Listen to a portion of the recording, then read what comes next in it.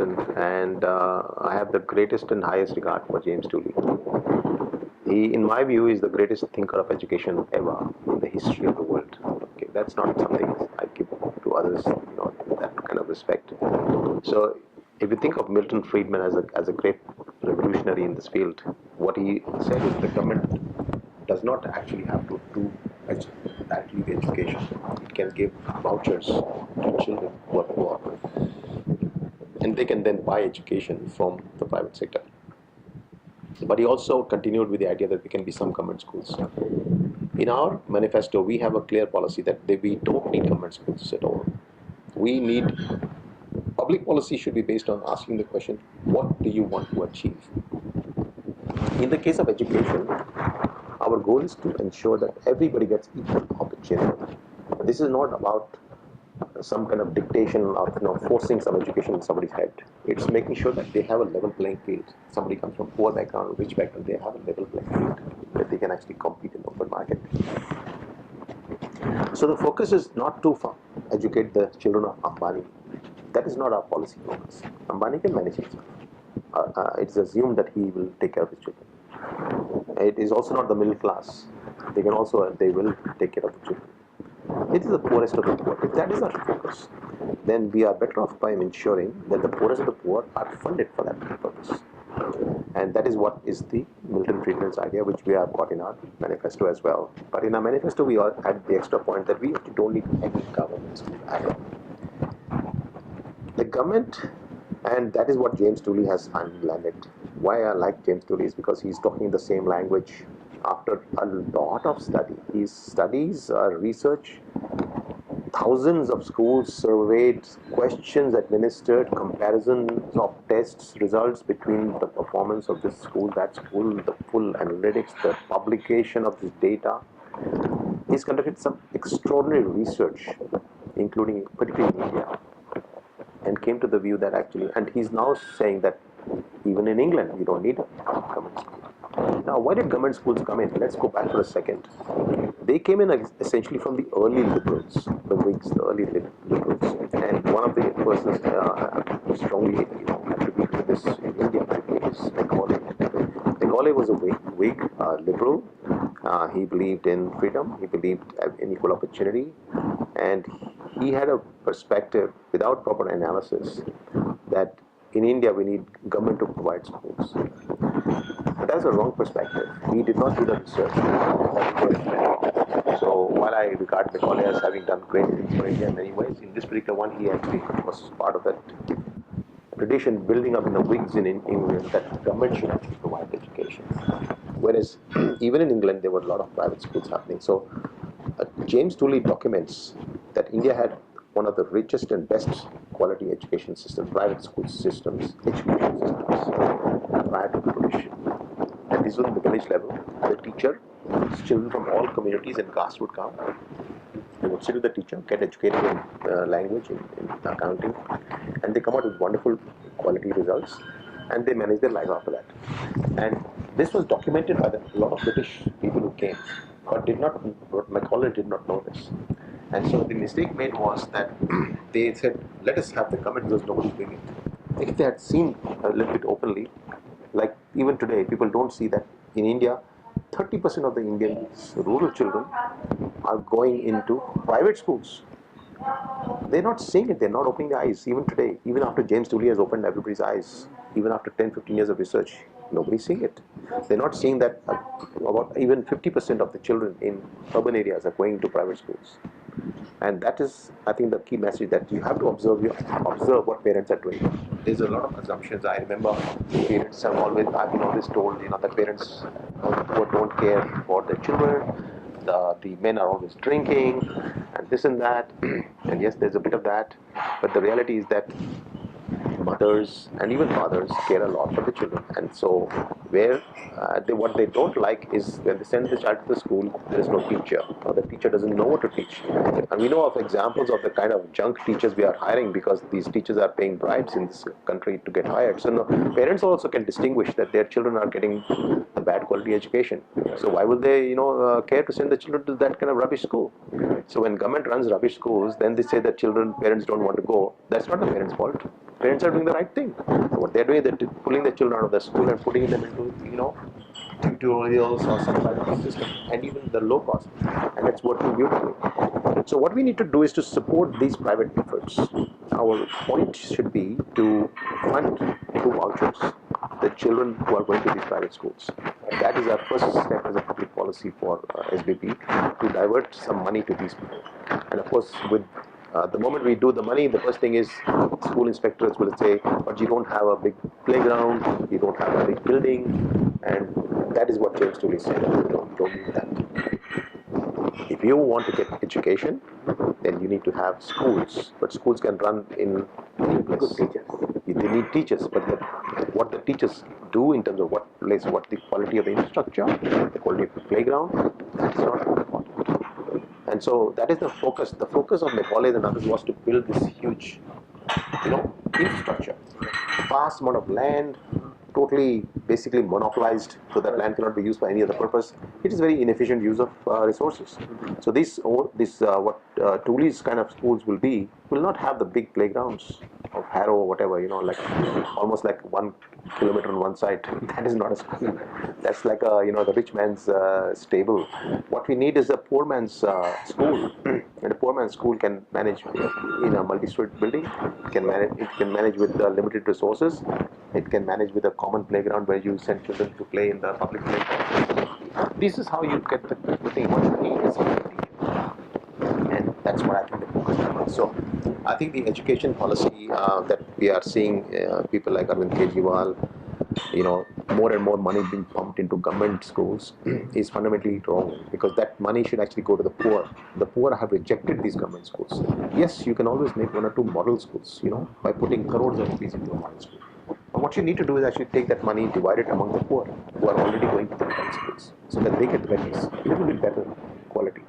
And that is all that will make the difference. So in the first stage, I think our business should be to fund, to support these private initiatives, which are basically based on parental initiative.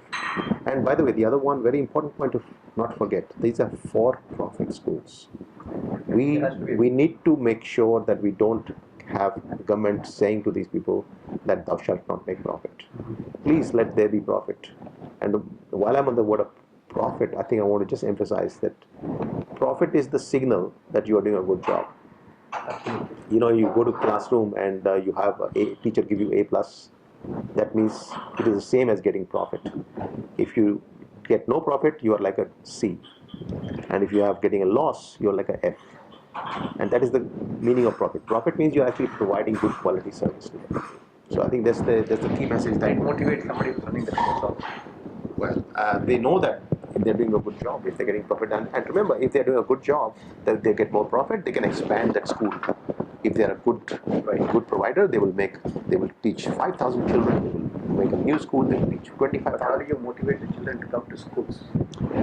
But the government, what they're doing now is giving them free education, giving them eggs and milk and food, so that they're motivated to come to school and study.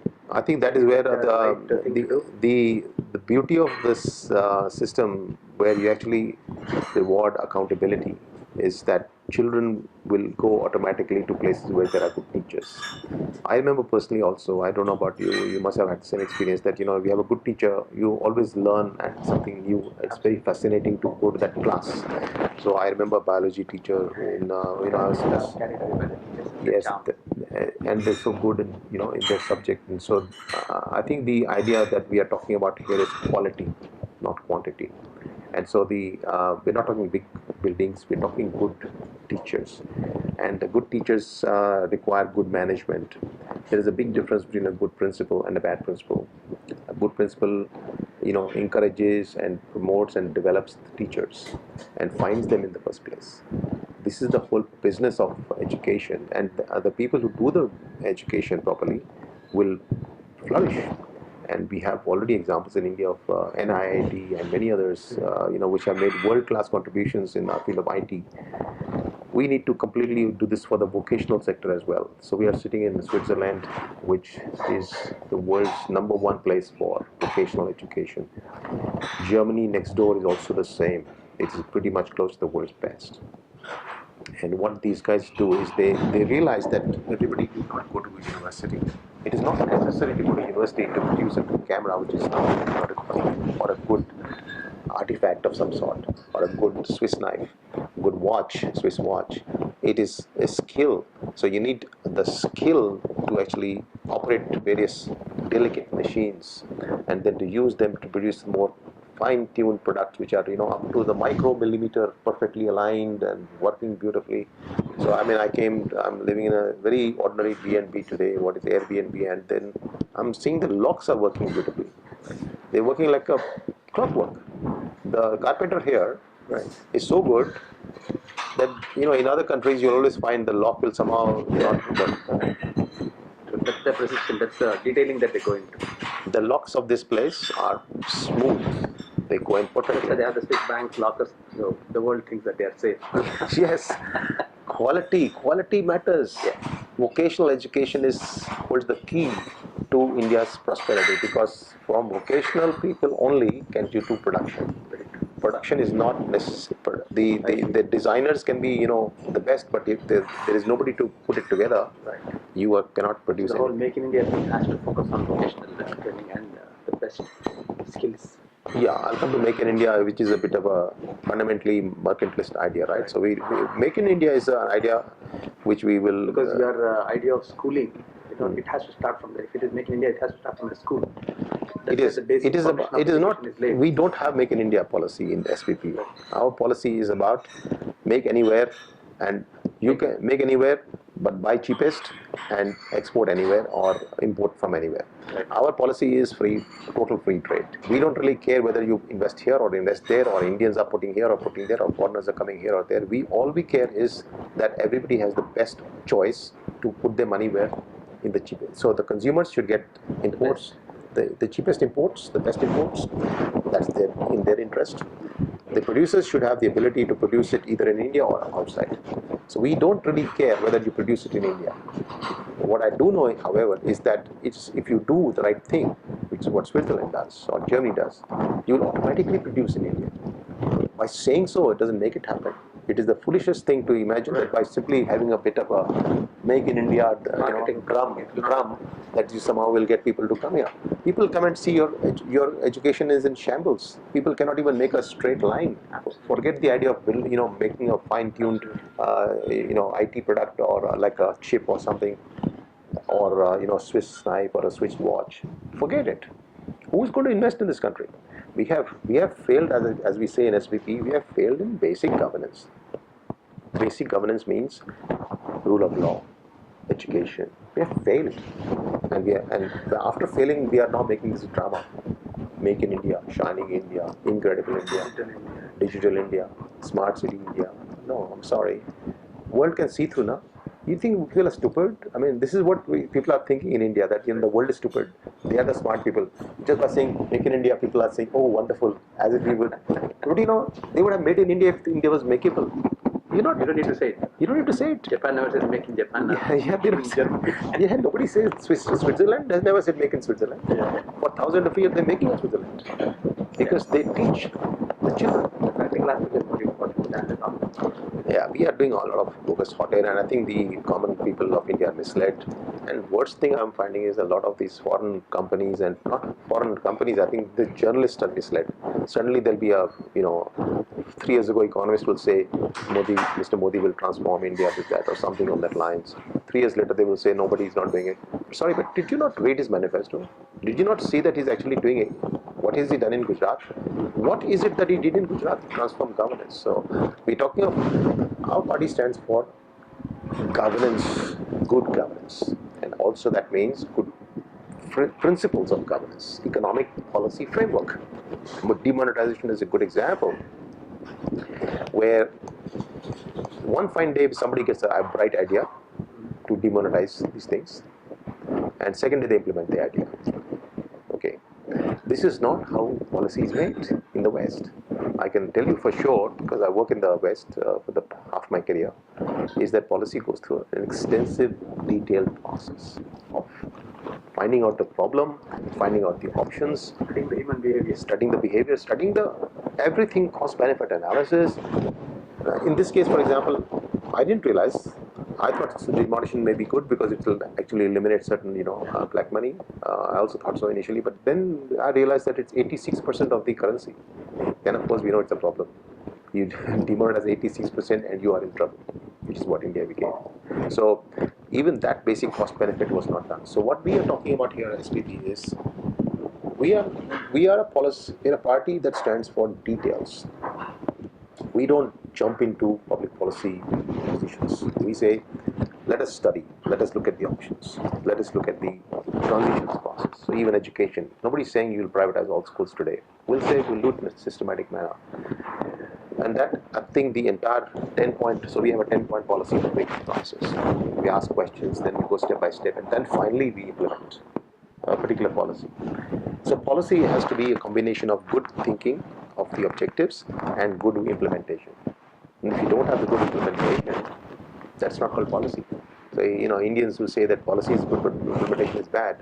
But they don't know. In Karnataka state last year, the Karnataka government wanted to ensure the pricing and the fee structure of private schools. Because a lot of the parents and a lot of people thought that the private schools are exploiting the parents and children. So what do you say about that? Which is the same thing I would say about MRP, maximum retail price, about the idea that you cannot sell Bisleri or water in cinema halls at higher than MRP, or petrol price fixing, or any administered price, which is that this is rubbish. This is the worst possible policy.